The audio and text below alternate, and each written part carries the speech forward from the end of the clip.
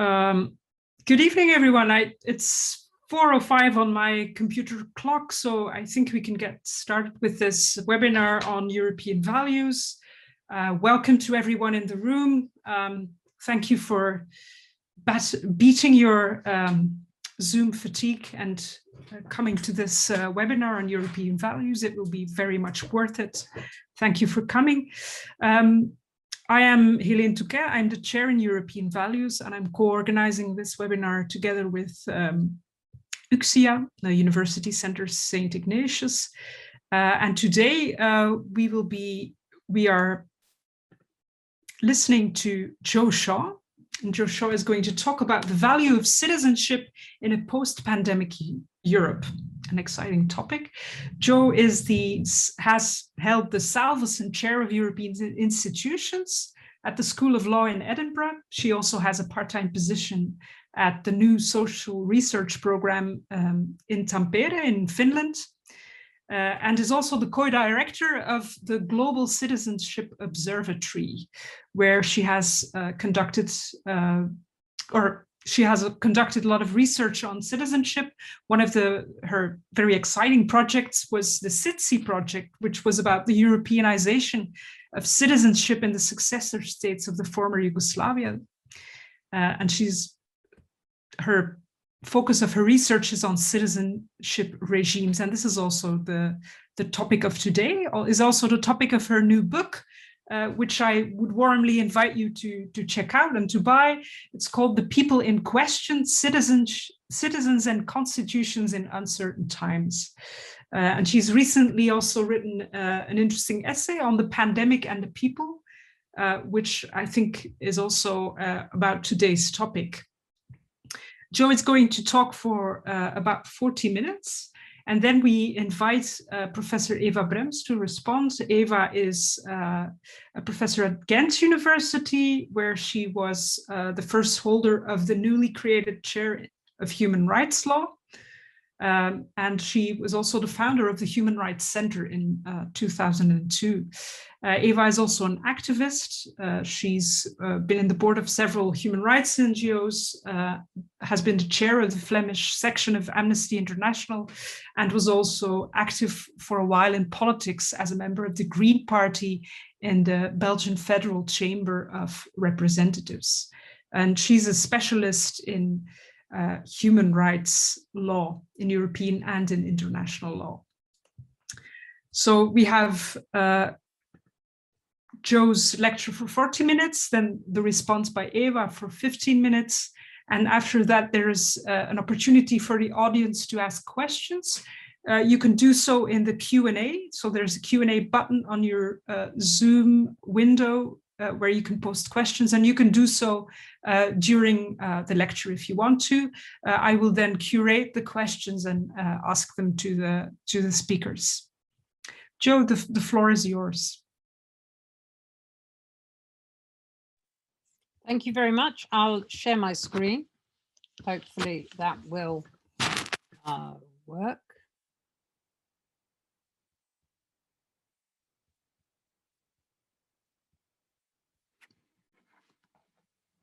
So you'll tell me if there's a problem, I guess. Yeah. Okay, so thank you very much, Heleen. It was indeed in the context of my project on citizenship in Southeast Europe that we first met each other many years ago now, and it's been great to stay in touch, and it's great to have this opportunity to come and talk to your webinar on values and to deliver some remarks about citizenship in that context. It's a shame that we can't all gather in person, but we may enter the post-pandemic world, or we may be entering the post-pandemic world. I followed a man pulling a brand new suitcase that he just bought down the hill on the way back from work yesterday. So that gave me some sort of feeling that perhaps people might soon be traveling because he bought a new suitcase. So the topic of my lectures on the value of citizenship in a post-pandemic Europe, and I'm wondering in the context of this lecture, What's Left of Citizenship and Its Values After the Pandemic. Of course, it's a truism to say that you only really appreciate what you had when you lose it. This is probably true about the loss of European citizenship in the UK after Brexit, and more likely than not true about the loss of freedom of movement, both outgoing and incoming, with its effects on leisure. I'm sorry, I've just had a cup of tea delivered to me. We live in the real world. Thank you. I'm sorry, I've lost my thread. I'll have to just pull back a little. It's a truism to say that you only really appreciate what you had when you lose it. This is probably true about the loss of European citizenship in the UK after Brexit, and more than likely true about the loss of freedom of movement, both outgoing and incoming, with its effects on leisure, the economy, and general well-being. However, the effect of the pandemic has been to generalize the loss of free movement and to reintroduce all citizens and indeed residents across the European Union to the challenges of dealing with closed borders and reduced opportunities for citizen interchange, work, studying, provision of services, retirement, travel, holidays, and so on.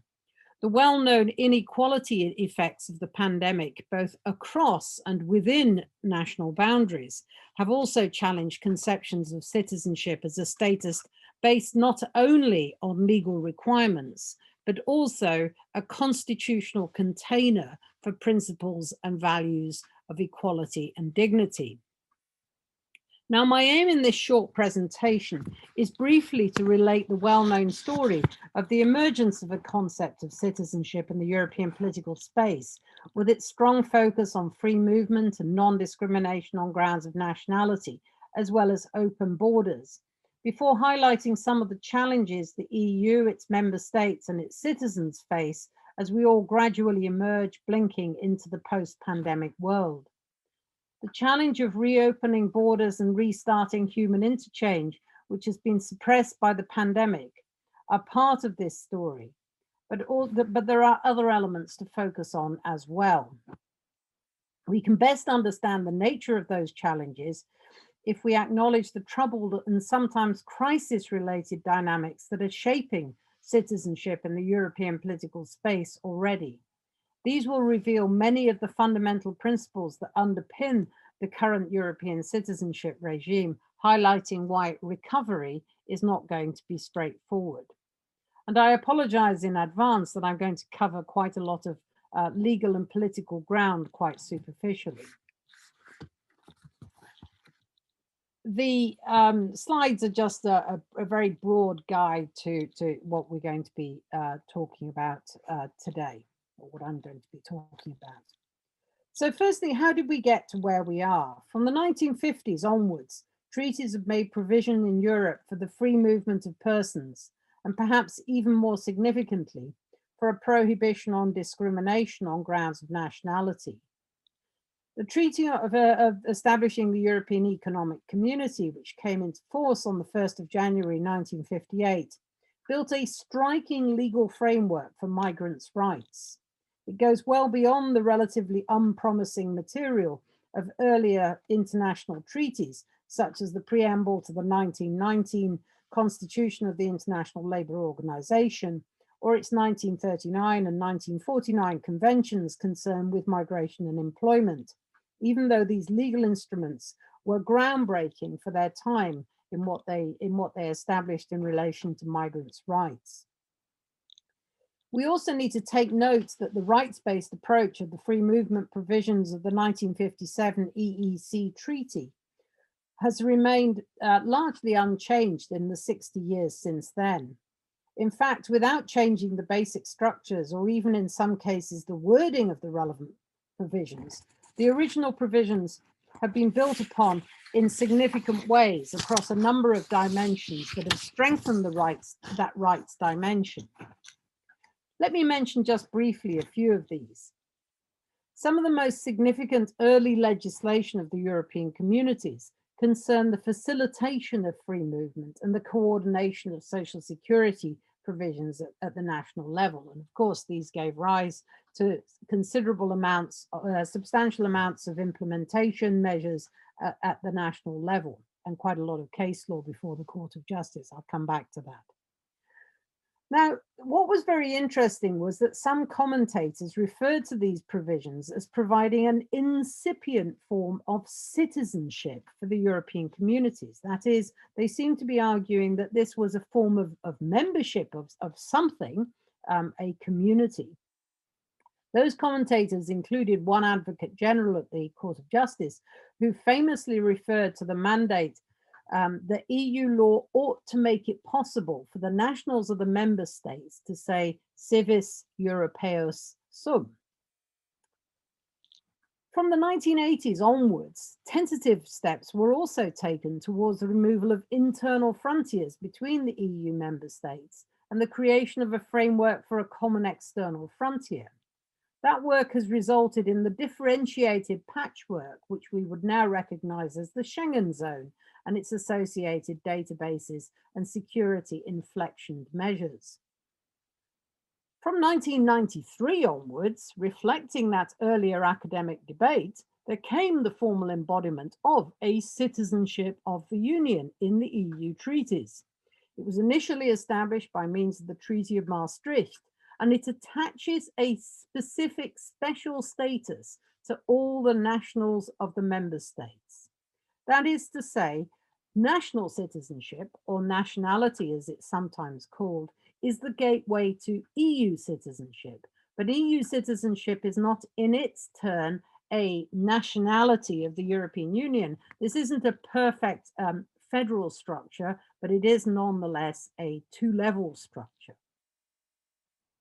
All through this fluctuating story, from the earliest days of the Treaty of Rome to the present time, the Court of Justice has been busy interpreting the various provisions, often pushing at the boundaries, for example, in relation to students' free movement in the early years, or in relation to the scope of the non-discrimination principle. So protecting not just workers, for example, free movement of workers, but also their families, so that people were not treated simply as factors, labor market factors. However, the court's interventions have not always been such as to push at a more expansive conception of EU citizenship, especially in more recent years, and I'll come back to that in due course. In many of its cases interpreting the free movement provisions of the EU treaty, it has declined to ascribe a substantial value to EU citizenship beyond the market constraints of the idea of free movement. It has also declined in most cases to assimilate EU citizenship with the fundamental rights principles that have been read into the legal order of the EU, although it has protected in some respects the rights of EU citizens to remain within the territory of the Union.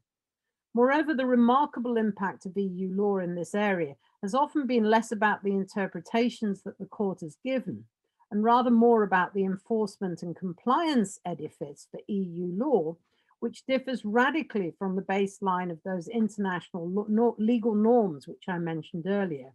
Those ILO conventions, which have very limited effects within domestic legal orders, even in those rather relatively small number of countries which have actually ratified those conventions, or however laudable their objectives, and even less so the effects of the modern version, if you will, of those conventions, which is the global compacts, in particular the global compact on migration.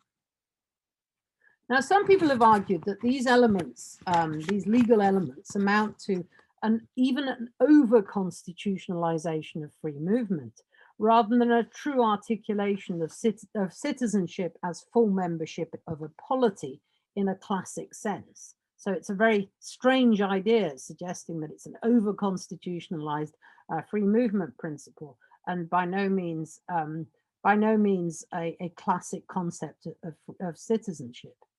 This debate therefore takes place within the context of ongoing contestation about the value added of citizenship of the Union, Is it a thick status or is it merely a thin status?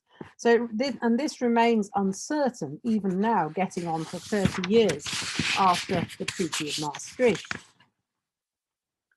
Indeed, even now, the legal foundations of union citizenship still seem to primarily engage the building of the rights of those who exercise free movement, thereby returning us to the recontemplation of free movement rights as setting the groundwork for European citizenship. For example, in relation to political citizenship, about which I wrote my last book in the 2000s, citizenship of the Union seems to be more about the value added of free movement through the provision of limited local electoral and European parliamentary electoral rights based on residence in the host state rather than nationality, than it is about the idea of building some sort of European demos engaging all European citizens, which is arguably impossible in any event in the absence of a European public sphere. And of course, that's something that we could discuss. All that said, some important new elements have been bolted onto the treaty framework by significant legislative developments since the Treaty of Maastricht, most notably for free movement in the form of the 2004 Citizens' Rights Directive, providing for the possibility of attaining the status of permanent resident after 5 years in the host state. However, not all the rights ascribed to individuals under the EU treaties are citizenship rights, in the sense that some of those rights are also granted to other persons resident in the territory of the member states. So they may be granted to non-EU citizens, they may also be granted to legal persons as well as natural persons. Nonetheless, such rights might be counted in the broad corpus of citizenship rights, such as those related to transparency and access to the institutions, as well as many other rights protected in the Charter of Rights or by the European Convention on Human Rights and Fundamental Freedoms, so far as concerns the scope of EU competencies and the range of EU law. Citizens across Europe can also benefit from certain citizenship type rights on the basis of the ECHR alone, such as universal suffrage protection relating to national elections and certain restrictions on national citizenship laws, especially as regards the issue of citizenship as part of identity. It may therefore often be important to distinguish between citizenship of the Union or EU citizenship, referring strictly to the concept of citizenship in EU law, and a broader framing of a multi-level, multi-perspectival governance of citizenship in Europe, which is not limited either to the level of supranational citizenship, but which incorporates also normative inputs from other sources, such as the ECHR or international law more generally, as well as national and subnational sources of citizenship rights and status, or limited to the geographical sphere of the EU alone. In that framing, the EU is probably the most important source of rights, but it is not the only one. In sum, despite some limitations, the rights-based dynamic of EU free movement law and the non-discrimination principle, plus the legal concept of citizenship of the Union, together form an extremely important normative framework, providing a unique patchwork of protection for mobility, labour and social rights, and even some political rights within the framing of European Union law. Sometimes we forget this and take things too much for granted. What draws the points I've made together is a focus on just one level, though, within what is in fact a multi-level governance structure for citizenship. I've noted that national citizenship is a gateway for citizenship of the Union.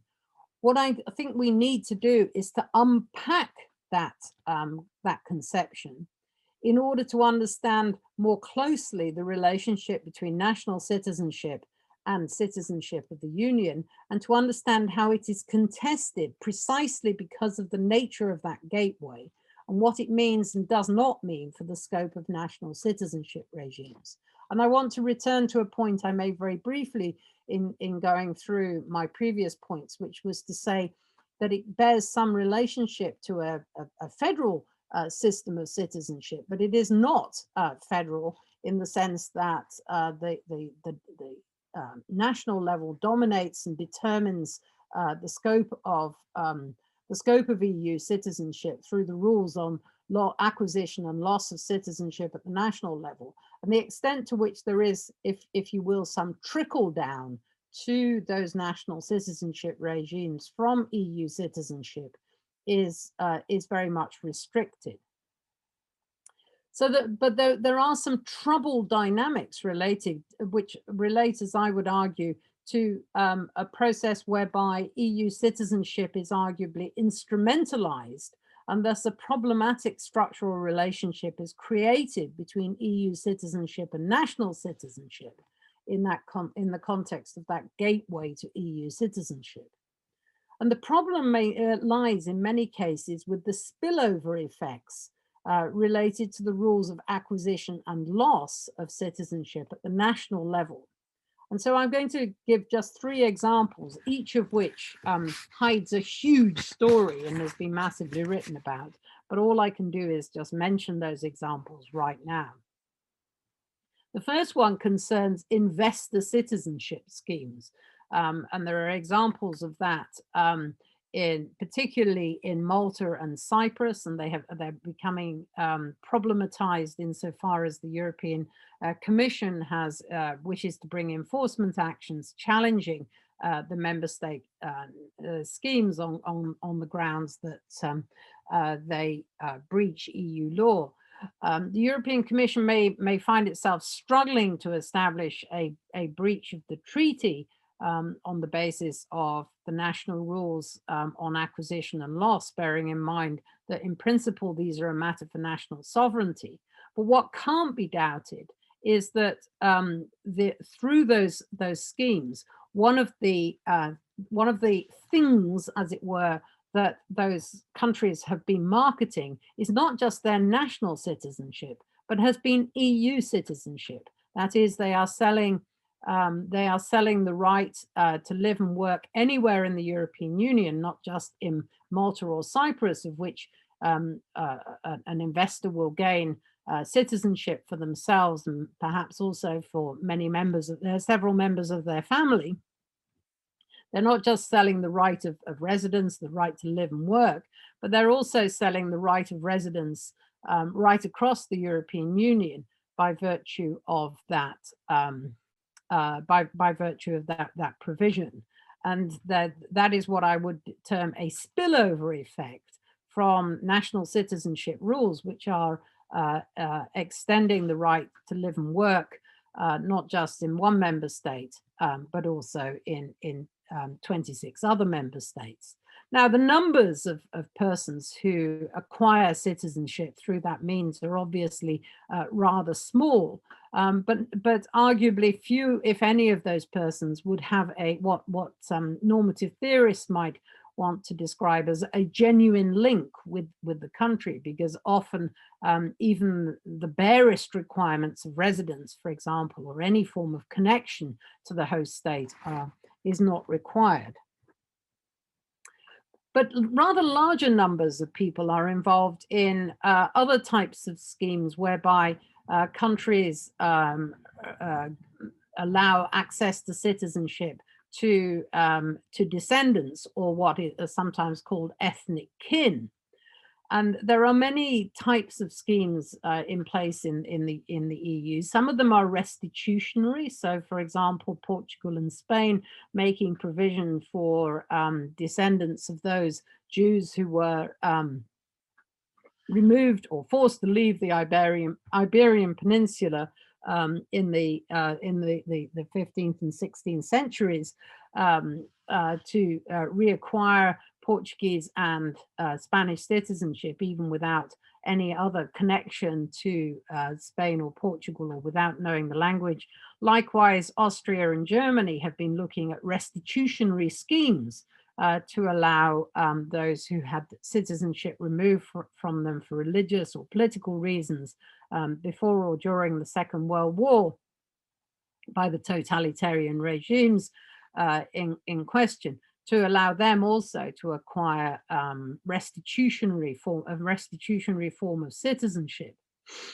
And less different in kind are those schemes which look at ethnic kin. For example, Hungary has made possible the acquisition of Hungarian citizenship, and that's been quite substantially taken up in non-EU member states such as Serbia and Ukraine, where there are substantial ethnic Hungarian minorities who originally found themselves within the boundary of the Kingdom of Hungary until the Treaty of Trianon after the First World War, and now find themselves in other states.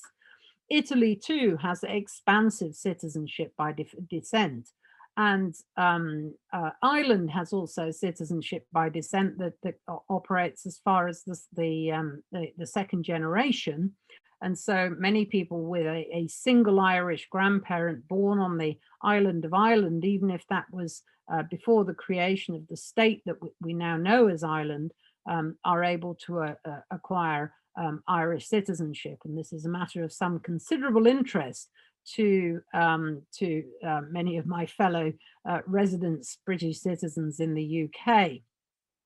Now, both of those types of spillover effects remind us that when a state changes the scope of its national citizenship, it's also changing the scope of EU citizenship. It may be doing this for laudable reasons, for economic reasons, or for restitutionary or justice reasons, but in so doing, it's changing the dynamics of EU citizenship and creating, I would argue, a troubled dynamic.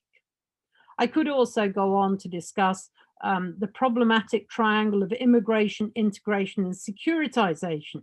In many EU countries, there's a thickening of national citizenship, which means that it can be harder to become a citizen because of various integration requirements, while failed integration efforts are rapidly turned into a problem of security. This may lead to the scenario described by Christian Jopke of light citizenship. Citizenship is harder to obtain, easier to lose, and worth less once you have it. So these are all the troubled dynamics of EU citizenship that relate to troubled dynamics in the relationship between the levels, between EU citizenship and national citizenship as a gateway. And these have implications for how EU citizenship develops, in the sense that these are not matters that can be directly controlled by the European Union's legislative institutions. The member states could change the treaties and create a form of federal citizenship. But until that happens, we have to see that as a delicate and sometimes troubled balance between the two. But along with troubled dynamics, I think that there have also been a number of crisis dynamics, which I think that are very important for the evolution of post-pandemic citizenship. We can see that with the UK's withdrawal from the EU, the Brexit crisis, where citizenship has been reasserted as sovereignty, if you will. And that's recognized, that was recognized by the Court of Justice in the Whiteman case, as well as being self-evidently much a very important part of the rhetoric which drove the Brexit vote and also drove the process which led from the Brexit vote to the UK leaving the European Union in 2020 and coming to the end of its transitional period, with all the legal consequences that flow from that. But there are other crisis dynamics. There's also, and this perhaps will become more important because of the impact of the pandemic on the economy, and the question as to how effective the next generation EU programs to try and restart the economies and try to revitalize the European economies after the huge impact of the pandemic upon them and the massive amount of spending that's had to go in to dealing with the pandemic and vaccination and so on and so forth. And that's already been evident that member states have treated that as another way of retrenching on the rights-based approach. Some member states have characterized some forms of mobility within the European Union as not as free movement, but as poverty migration, and have wanted to retrench hard on the boundaries of national welfare states in the face of economic crisis and austerity. So this is about citizenship within political economy and the rise of neoliberalism and trends of earned citizenship. So EU citizenship is becoming an earned citizenship. You can only demonstrate that you're part of the process of EU citizenship, not by virtue of your just your status as a national of a member state, but also through your labour market participation. There is very much a resurgence of an economistic discourse of EU citizenship as something that has to be earned in the marketplace. And I think this may be significant in post-pandemic Europe. And then finally, I want to come to the problems directly related to the pandemic. The introduction of mobility restrictions and how that will be reconstructed. While the mobility restrictions have been primarily about border crossings, about Schengen and about requirements of testing and requirements of vaccinations and requirements of quarantining, they will have undoubtedly lowered, if you will, the dynamic interchange between the member states, not just in areas such as the free movement of labour, but also service provision, leisure activities, and very much relevant to the activities of people like, myself and others who are on this call. The reduction in educational related mobility has been quite drastic, and that's been very significant for students. All of this poses new ways to control the citizen, potentially even through digital controls, such as so-called vaccine passports or similar measures to provide a trustworthy method for saying that a person is not a vector of infection, even though there will remain gaps between the provision of vaccinations at the national level. And big questions will be raised, not just about mobility between the member states, but also between the member states and third countries in the neighborhood, but in particular third countries from those parts of the world where vaccine supply is highly problematic and where the pandemic is clearly raging, and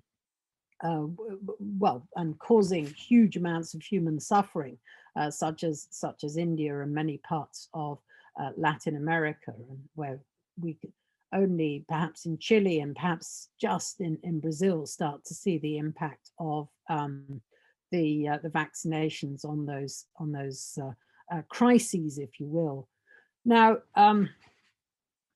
alongside that have been these very interesting questions that have arisen about the nature of citizenship and the nature of what it means to be a member of a constitutional community. And it's been very interesting to see how quickly countries have shifted from saying that the veil, for example, as a face covering, is a problematic expression of citizenship, whereas wearing a mask is a highly desirable form of social citizenship, because it's cultural citizenship, if you will, because while its actual effects in relation to reduction of infection may be relatively limited, what it's certainly doing is saying very clearly how much I respect in wearing a mask, how much I respect other people who are in my vicinity, and how much I want to ensure that there's as little possibility as can be that I will not infect them if I am myself unfortunate enough to be infected. And we have seen how the wearing of a mask has become an expression of citizenship, which raises questions about, for example, in precisely during the pandemic, Switzerland has held a referendum on the wearing of the veil and has voted in favor of introducing restrictions on the wearing of face coverings in the context of what is effectively a problematization of the practices of women of Islamic faith, because of the exceptions that are made in the referendum for medical issues, which clearly excludes the face mask that we've all been wearing when we've been going out and about.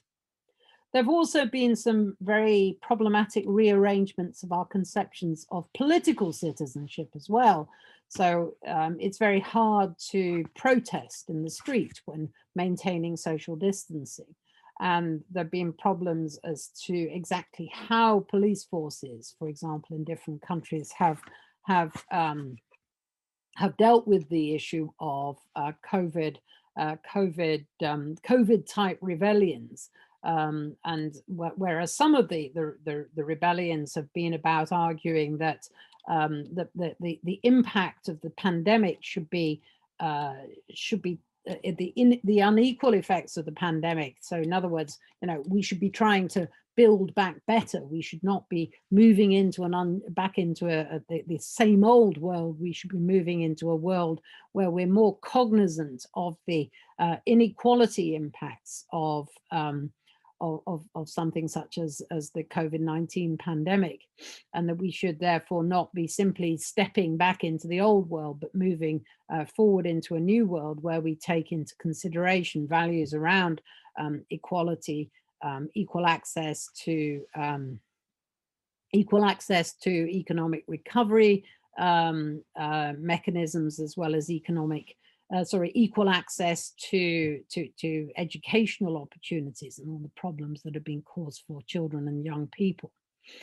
While those are issues that are largely being dealt with at the present time in the national sphere, the interesting question will be when there is spillover from those issues into the European sphere, and to what extent in that context, and I'm coming to my final reflections here, to what extent that will be reflected still in a rights-based approach, such as has dominated the approach to EU citizenship as something characterized primarily through free movement and primarily through non-discrimination on grounds of nationality.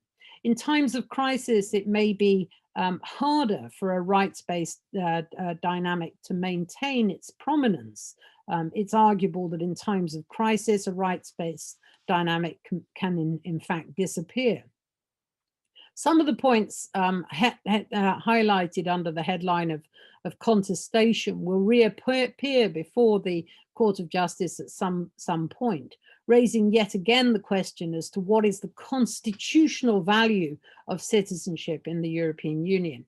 What exactly, by way of protection of the core interests of equality and dignity, beyond the requirements of free movement and non-discrimination, we can expect it to provide for us in the future as the EU continues to develop. So thank you very much. So this is, I'm just included right at the end, an indication of my book that was mentioned earlier. Thank you.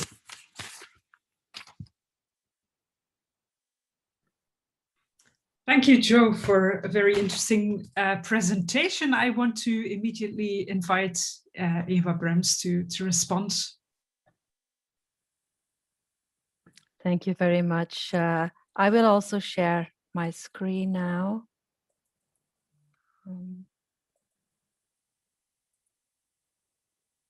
Oh, wait.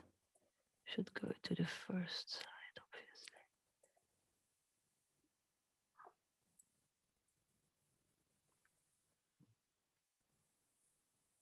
Okay.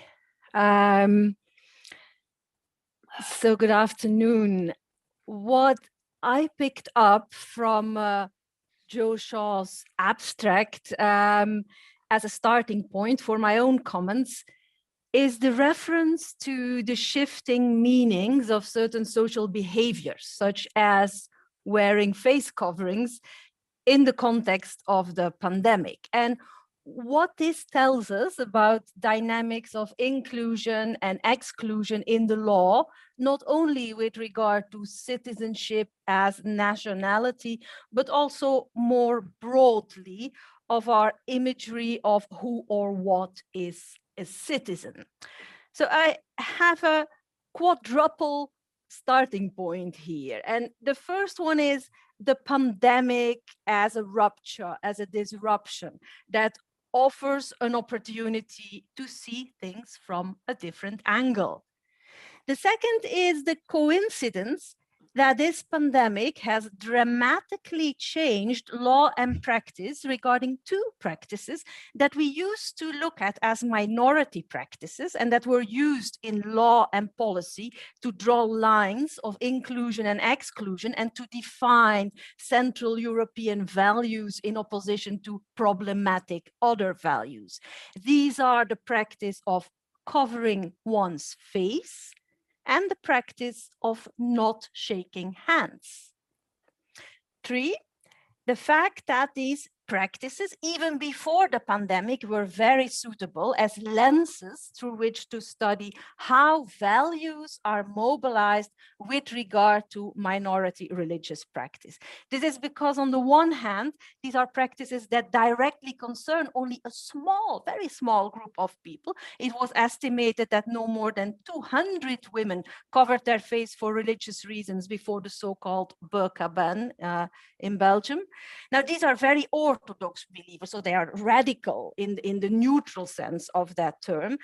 And at the same time, the reaction to their behavior is also radical. It's a reaction of absolute rejection without room for nuance and without any interest in understanding the minority or engaging in any kind of dialogue with them. So this double radicality magnifies the dynamics at play, which become easier to see and hence easier to interrogate. And the fourth starting point is the fact that the COVID pandemic coincided in time with a strong boost in the gathering of support for the decolonization movement in this country, a movement that puts a lot of emphasis on unpacking problematic images of minorities and the impact these have on law and policy. So talking about the handshake, some Orthodox Jews and Muslims, as well as some Orthodox Protestants, refuse to shake hands with a person of the opposite gender as a matter of chastity and following their interpretation of their religious obligations. This has been interpreted by many as an absolutely intolerable type of gender discrimination and a refusal to integrate. In France and Denmark, the shaking of hands has been made a condition for the acquisition of French or Danish citizenship. In Belgium, we've seen several cases in which municipal authorities, mayors or aldermen in charge of civil weddings, refused to conduct a civil wedding if both members of the couple would not shake hands with them. This had to be stopped because that reaction was manifestly illegal. We have also seen the case of Aaron Berger, an Orthodox Jewish candidate on a Christian Democratic list for local elections in Antwerp, who was removed from the list after public uproar over the revelation that he would not shake hands with women.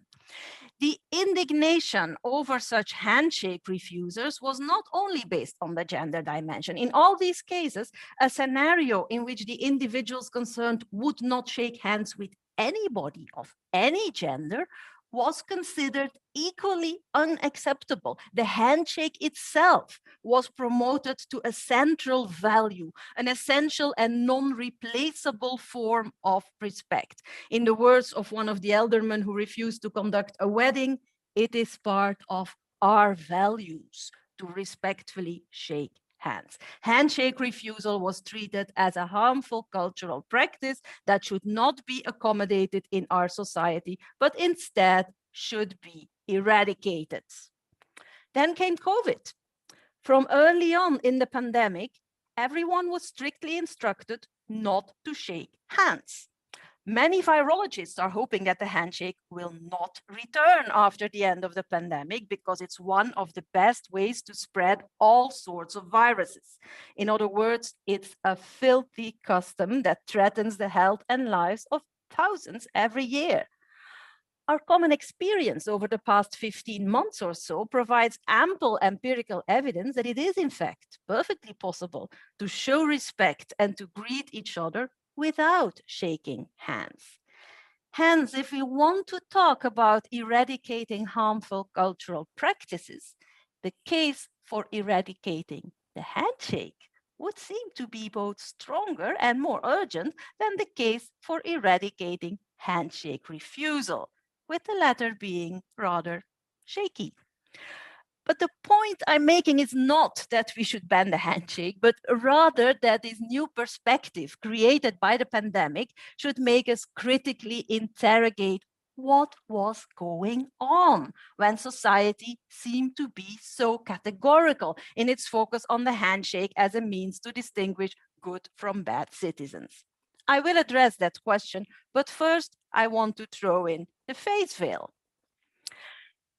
Belgium and France were the first two countries that banned the covering of one's face in the entire public sphere. The forbidden behavior is defined in the law as to be present in places that are accessible to the public with one's face completely or partially covered or hidden, such as not to be recognizable. This is known as the so-called burqa ban, because despite its generic language, it specifically targets women who wear an Islamic face veil or niqab. There were never any burqas in Belgium.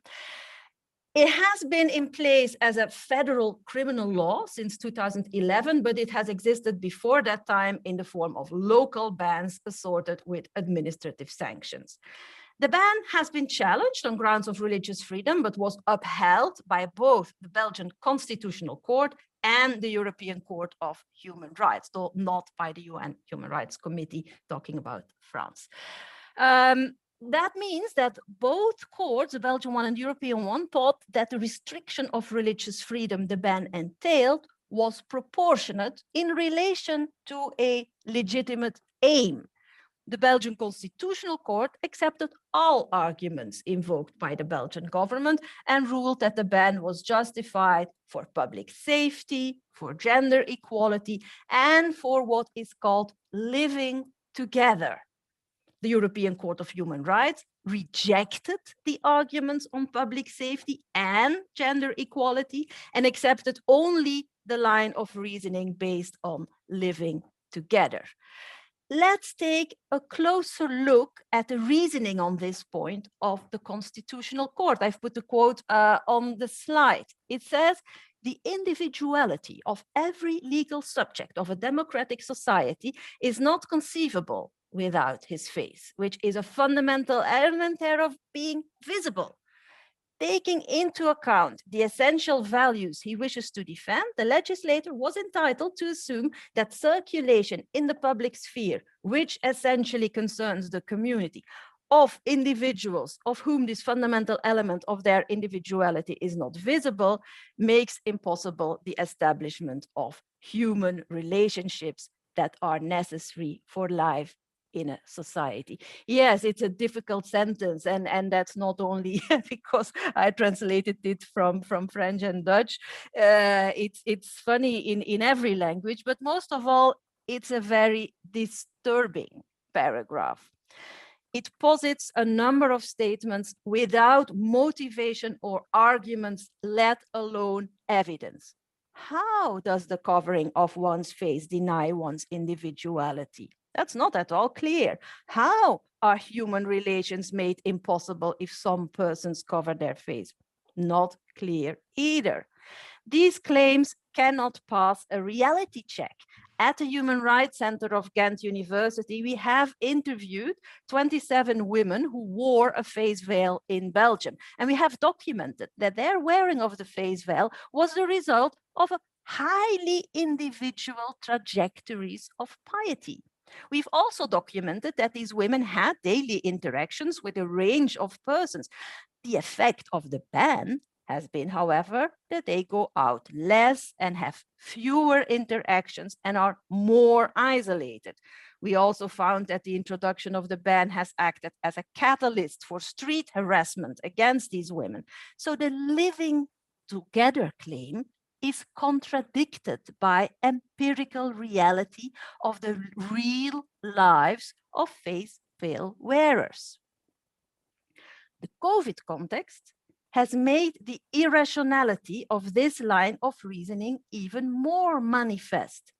Can anyone still claim that human interaction in society is not possible if individuals cover their nose and mouth? For more than a year now, we have been doing so many of our activities in this way. We have been visiting friends and relatives with our face covered. I've been teaching with my face covered to students who had their faces covered. It seems unlikely that we will be able to uphold the face covering ban post-COVID. Even when the COVID-19 pandemic is completely gone, there are still many other viruses around, and some people may feel safer in some environments with a face covering. Do we really want to deny them that right? At the same time, it's not possible to distinguish between a face covering worn for health reasons and one worn for religious reasons. The same garment may serve both purposes at a time. And in any case, even post-COVID, the case for making mouth-nose covering mandatory in some contexts is a stronger one than the case for the ban. The COVID crisis thus enables or even mandates a 180-degree turn on both the issues of handshakes and that of face covering, as seen from an angle of fundamental rights. Where the dominant frame used to be one that pushed towards mandating handshakes and banning face covering in the name of European values, the reality check as a result of COVID shows that in fact there is a stronger case for the opposite, namely banning handshakes and mandating face covering. Once we see that, we also see that this was actually there all along, and we should try to understand what was going on. How could politicians of all colors and venerable institutions such as the Constitutional Court reason in this way? Let's not turn around the bush. The answer includes the R word, racism, and Islamophobia as a type of racism. I think we could use many theoretical frames here, and I have used many in my publications, but as we are today at Antwerp University, I want to rely on post-colonial feminism as applied to the issue of the veil in the work of Yusra Benfki, a recent PhD graduate in the law school here. And if you're interested, you can find a very good chapters of hers in the book shown on the slide. A post-colonial feminist view deconstructs the intersectional stereotypes that reduce and essentialize Muslim women and reveals how these stereotypes are rooted in Orientalist and colonial discourses. In this context, the veiled female body became the quintessential symbol of Islam and incorporates what people fear and loathe about Islam. There is more interest in the veil itself than in the woman wearing it, who is simultaneously seen as an oppressed victim and as a fundamentalist aggressor. In this imagery, handshake refusal seems to perform the same role as veiling. Those practices function as symbols and at the same time as mirrors. The representation of another culture as backward and problematic serves to emphasize the supposed superiority of our own culture, our values. This contributes to the framing of a generalized Muslim problem that has a strong racist dimension. As applied to law, the decolonization premise thus mandates a vigilance against bias and harmful stereotypes seeping into legal reasoning.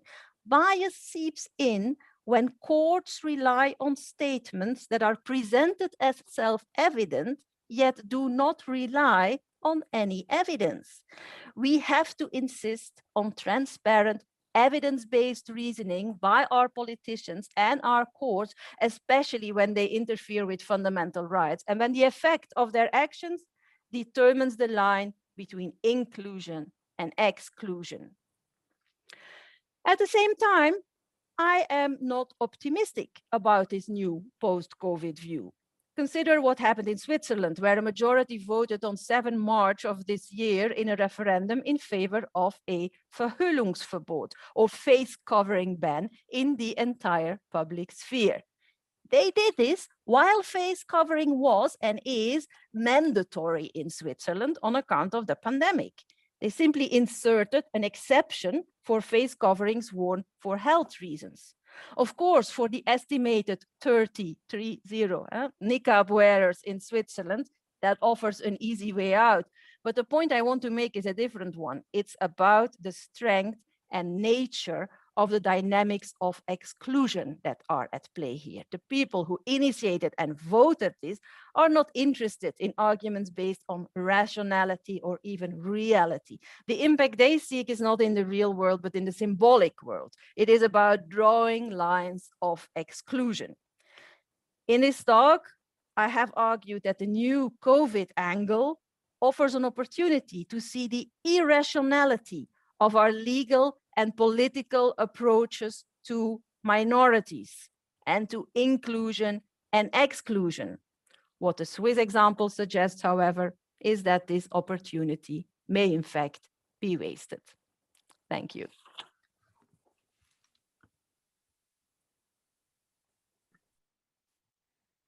Thank you, Eva, for pointing out the handshake and the face veil, and how the pandemic has shown the irrationality over those standards. I now want to invite the public to post questions. You can do so in the Q&A, and I will curate them. So go ahead, whatever you want to ask our speakers.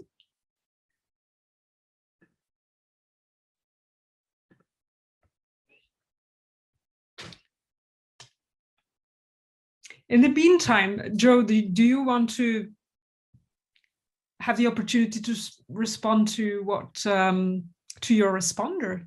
Yeah, I've got some other things that I mean, I've been thinking a lot about this, the points and the irrational, the way in which it reveals the problem of well,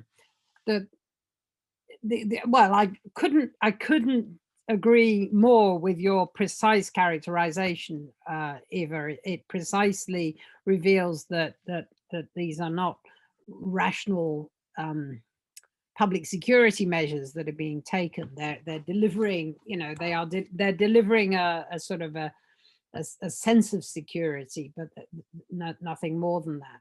But I would invite you to also think about the complex meanings of masking in a wider context. And I think that just focusing on the veil is not enough.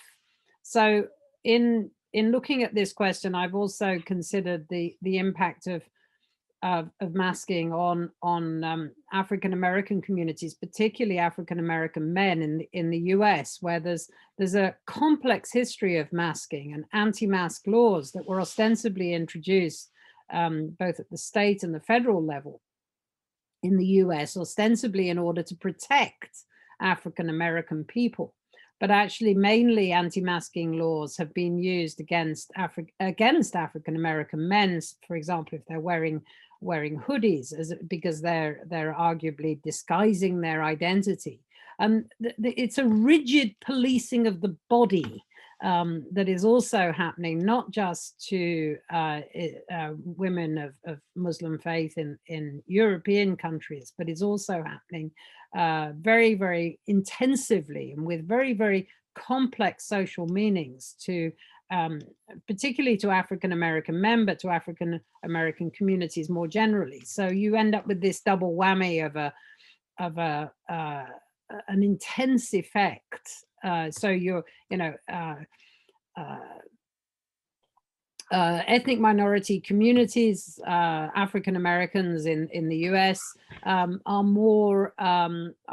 much more vulnerable to getting disease because of the types of jobs that they do, and they're more vulnerable because of the types, because there appears to be, they're more vulnerable to severe disease. There are some not yet known correlations between severe disease and being an ethnic minority in Europe, or being African American in the US, or Asian American. And of course, they're much less likely to have access to excellent healthcare, which is one of the factors as well, which can impact upon early intervention, can impact upon the risk of severe disease. And if you look at the way that Trump was treated when he got COVID. So for all of those reasons, there are complex issues in play, complex cultural issues in play. And I think that when we explore those in more detail, we shouldn't limit ourselves to what the cultural meaning of face covering in Europe is. We should also range right across the world and consider also the different practices in East Asia, as well as the implications of this for in the US, the different types of implications.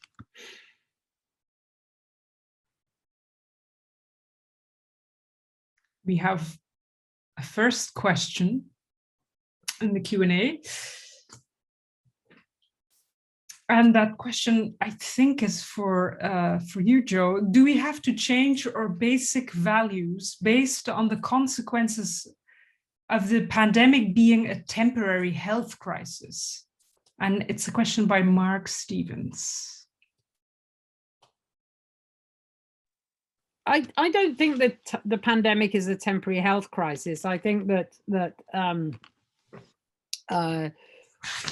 I don't necessarily think we have to change our basic values, but we have to be willing to, we may have to be willing to countenance some fairly long-term restrictions on our freedoms, because I think Eva already mentioned that, you know, this may not be the last virus that we face during our lifetimes, even those of us who are closer to the end of our lives than we are to the beginning. And that the type, in order that as a society we don't go through what we went through last spring or this winter, we may have to accept that there are long-term adjustments to how we live our lives. And in that context, we do have to balance values, if you will, against what one might imagine is a sort of a precautionary approach to try to restrict the harm that is caused by lockdown. We have to balance the harm caused by lockdown against the harm caused by the pandemic, and I'm not entirely sure that we've reached that, and nor have we had yet the type of conversation. Meanwhile, as Eva is pointing out, the pandemic is precisely revealing that some of the things that we think underpin our basic values about how we interact with each other through handshaking or through insisting on being able to see faces are nowhere near as basic to our humanity as perhaps we thought they were. Thank you, Jo. The audience is unusually quiet. There's no need to be shy. Please ask us your questions. Maybe I can pose you a question, Jo. There was something that you said about the limitations on the right to protest, and you were questioning whether that would spill over onto the EU level. What do you mean with that? How would that spill over? Sorry, I'm not suggesting specifically that issues around protests, for example, political speech and so on might spill over, but during the pandemic there's been very much a sort of a bifurcation between on the one hand at the EU level discussing vaccination procurement and recovery packages and so on and so forth, and at the national level, you know, other things, public health measures, and at the EU level, of course, also mobility and border crossings and so on. And then at the national level, you know, public order, public health, restrictions on political citizenship, and there's been that bifurcation, but the history of how we've seen EU citizenship develop is that there are more often spillovers from the domestic level into the EU level than perhaps we anticipate at the time, and there will be constellations of facts that will raise questions about, for example, the provision of services or you know, if you recall, well, you probably don't recall because you're not a EU lawyer, but there was the issue about, for example, the abortion was raised in Ireland in the 1980s and 90s in the Grogan case, because the potential impact of a ban on abortion also being a ban on other types of measures, including speech, speech in support of services, service provision, and so on and so forth, and the possibility of travel. And there will be unanticipated spillovers between the two levels. And in that context, it may be that the Court of Justice is asked to make some type of balancing exercise between, on the one hand, you know, well, the types of balancing exercise that so far national constitutional courts have had to give. So in Germany, for example, the Federal Constitutional Court said quite explicitly that there couldn't be a blanket ban on protests during the COVID pandemic. But on the other hand, things had to be done on a case-by-case basis, and social distancing and hygienic measures had to be taken. So it couldn't be just a free-for-all. And that was an important constitutional principle. And we can wait and see to what extent some of the restrictions and what many who are active in civil liberties have suggested are worrying tendencies that governments are willing to use the opportunity of the pandemic to restrict political freedoms, hard-won political freedoms. Whether there's some spillover from that into the EU level via the traction that's gained by the classic principles of free movement, or issues around the territory of the Union, and various other types of measures that we can't perhaps anticipate at the moment. And I'll be interested to see how the Court of Justice eventually may build that into its balancing exercise. Thank you. There's another question by Lucia Korchak. She has a question for you, Jo. It's about dual citizenship, so kin state citizenship. After Hungary decided to give easy access to Hungarian citizenship for minorities living outside of the country, Slovakia banned the possibility to have dual citizenship a day later. Do you think there is a rationally justified reason to ban dual citizenship in the system we have now in the EU? Or was it simply a decision motivated by political interest? Yes, so dual citizenship is definitely one area where there's a spillover from national law into EU law. So there was a case where the Court of Justice dealt with dual citizenship. There have been a couple of cases where the Court of Justice has dealt with issues around dual citizenship and the requirement that member states recognize that part of a a person's dual citizenship, which is an EU citizenship, or in the most recent case, which was about somebody who had naturalized in the UK, and whether or not she could still exercise rights which were associated with her prior free movement status. And the Court of Justice suggested that was the case, notwithstanding. So dual citizenship, or the patchwork of dual citizenship rules, the absence of a general set of rules relating to dual citizenship in the EU is definitely one of the tension points in the relationship between national citizenship and EU citizenship, and reveals yet again that this is not a federal system in which we have a sort of a single set of principles according to which we're operating. It's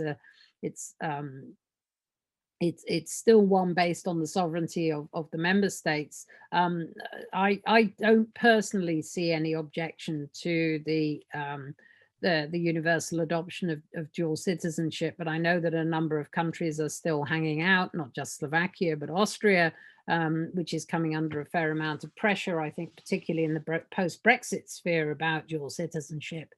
And the Netherlands as well, whereas, you know, there's been a more general drift, or well, not drift, but move towards dual citizenship across most of the other member states, but it's by no means a universal principle. And I personally don't see any objection to rolling it out, but it's going to happen because on a bottom-up basis, the member states align with each other. There's no competence to change that, and there wouldn't be a competence to change that unless the EU moved decisively away from the type of political entity that it is at the present time and moved decisively towards having a type of federal citizenship, if you will.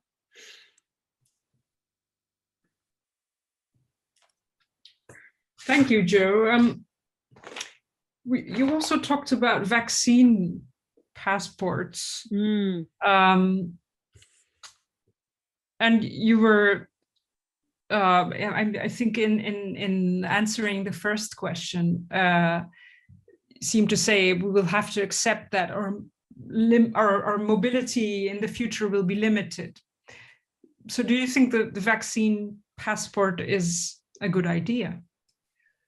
I think it's inevitable, isn't it? I mean, I don't see how we can return to a system of the degree of mobility that we had before without some measures in place to ensure that that people are not passing on infections. I mean, there are so many problems, but there's no simple, as it were, there's certainly no simple answer other than you know, other than a sort of a substantial rollout of vaccination, and at the moment it's still somewhat patchy across the member states, but changing quite rapidly day by day, and the impact of that on you know, you have to balance it, and the question is to what extent one might envisage something that is quite universal and takes no regard to the issue of risk, which would be, you know, the level of infection. So in the UK now, it's you know, the 7-day infection rate is like 25 per 100,000. Which is not really at the level of risk where one necessarily needs that many more steps. But then it could change. It could change quite rapidly. There's one part of Scotland, for example, that has suddenly zoomed 3 times just because it's not very populous. And it's had a massive outbreak in one school, and that just that, and then the possibility that then becomes embedded back in the community, and you have to reimpose other measures. And if you then you then add cross-border travel onto that, where you have then even more of a variety of different types of regimes of control based on vaccination, based on testing, based on quarantining, based on track and trace, all of those things that 18 months ago we weren't thinking about, but which have become our daily stuff. At that point, the simplicity, if you will, of vaccination becomes quite attractive as a mechanism of credentialing credentialing travel, bearing in mind that we also know that vaccination is not absolute. It doesn't provide absolute protection either for you, and particularly not for the other people, because you could transmit infection. But in a way, what Eva is calling for in her discussion is that, you know, we have a rational discussion about what, for example, the precautionary measure of face covering. We have a rational discussion about what that means in a public health context and in a public in the context of the public sphere in which we live. And so we should have that discussion about vaccination certification or testing certification, different types of certification and credentialing. We need to have that rational decision as societies. Part of our problem is that, you know, if that's going to be decided, for example, through a single set of measures at the EU level, even if those are not dispositive, they're simply advisory for the member states, which seems to be the direction that the Commission is proposing the EU goes in, then the absence of a public sphere at the EU level means that there's little opportunity for people to have any input into you know, the opposite position to mine, for example. It may be a sign of how old I am that I'm completely comfortable about the fact I've had a vaccine, and my partner's having his second vaccine tomorrow, and my second will be sometime next month, and I'm completely comfortable with that. But I recognize that not everybody is as comfortable with that, or is as comfortable with that operating as some form of credentialing as well as risk reduction for our own health. Eva, what do you think about the vaccine passport? Does it have would it have impact on inclusion and exclusion? I think less as a passport for travel than when you use vaccination as a marker for access to other kinds of services or places. I mean, in a way, we already have a vaccine passport for travel. We have the yellow fever document that people need to go to travel to certain countries. So it's not a new thing. It just would apply. It's on a completely different scale to many more countries, and I think well, I'm in line with what's probably the mainstream position here. You have to take into account vulnerable people, and I think, I mean, if there's one thing that the COVID crisis has taught us about our values in terms of fundamental rights, it is that priority to the most vulnerable is not as top of mind as we may think, or we may claim or have claimed in the past that it actually is in our welfare states based on fundamental rights and rule of law. We've seen attention to the most vulnerable often coming as a correction after negative impact or not enough effort for vulnerable groups has been found, and after people have been complaining about it, and it had been going on for a while. So when it's about vaccination, you have to take into account that some people cannot be vaccinated for health reasons, for example. So you need alternatives for those people. If once you have those alternatives to show that they are also very low risk of transmitting a virus, then I really don't see a very big problem. Of course, if you wait for operationalizing these vaccine access things, call them passports or whatever, until everyone has had the opportunity to get vaccinated, That's still a few in our country. That's still a few months away. But yeah, looking forward to it too. Getting mine on Saturday. Yeah, sounds like I'm the only one without a date. Means you're healthier, Heleen. Not sure about that. Anyway, thank you. Our audience is really quiet, so it happens. If it what? It happens. It happens. It does happen. Yeah.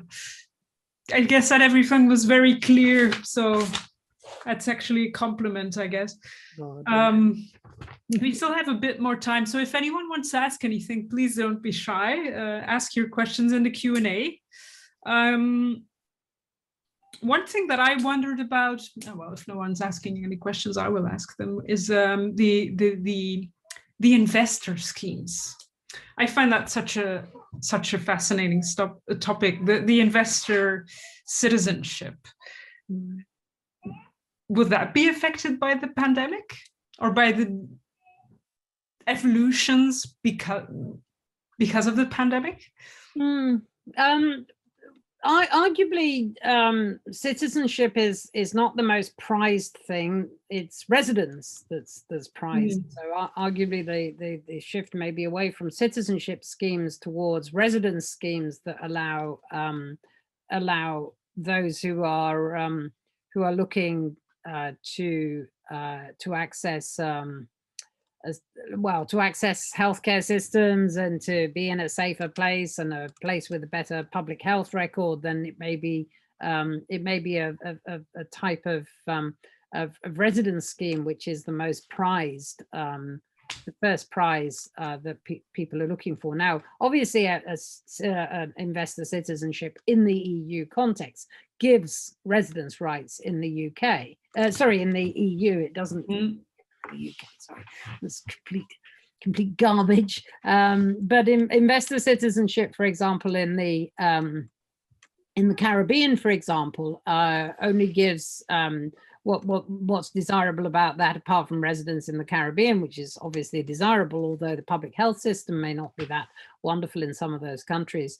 But it gives visa-free rights to go to the US, but it doesn't give the right to access the US, for example, on a long-term basis, unlike the system with EU citizenship, which is being marketed quite explicitly in Malta and hitherto in Cyprus as well, as part of those schemes. So there's no, it's very hard to tell. I mean, alongside the pandemic, these schemes have become more controversial because not just because of the intrinsic question as to whether or not citizenship is a value that ought to be on the marketplace, which is an argument that's defended by some political theorists, and the counter argument is made by other political theorists that it's an incommensurable value that you can't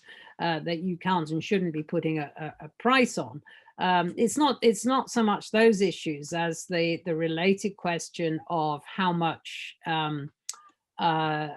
due diligence is done by the countries which have been selling citizenship, and so consequently the extent to which selling citizenship may bring, as it were, into the sphere of the EU people whose bona fides are not necessarily the best. Now, we're still talking about very, very small numbers, and we're probably talking about the fact that these are people who have many mobility rights anyway, but nonetheless, it has raised questions about the desirability of those schemes when they seem to be so vulnerable to corruption, and that they seem to so readily give rise to opportunities for public officials to be corrupted and so on and so forth. And we have enough reasons to worry about corruption. It's been an absolute explosion of corruption in the UK, if I might say so, during the pandemic because of the opportunities for public contracting and so on. Oh, yeah. Turning on the tap of the public purse. Absolute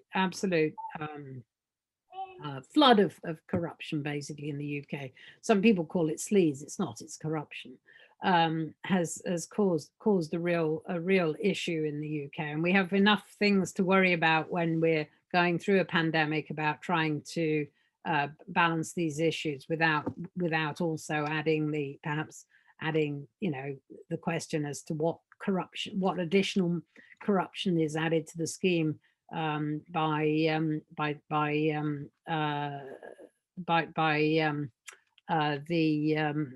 the opportunities of selling citizenship. Okay, thank you. It's 5:30, so we're at the end of our event. Thank you both for a very engaging lecture and a very engaging response. Next week we'll have Gurmina Bambra, and she is going to talk about, and I will find the title for you.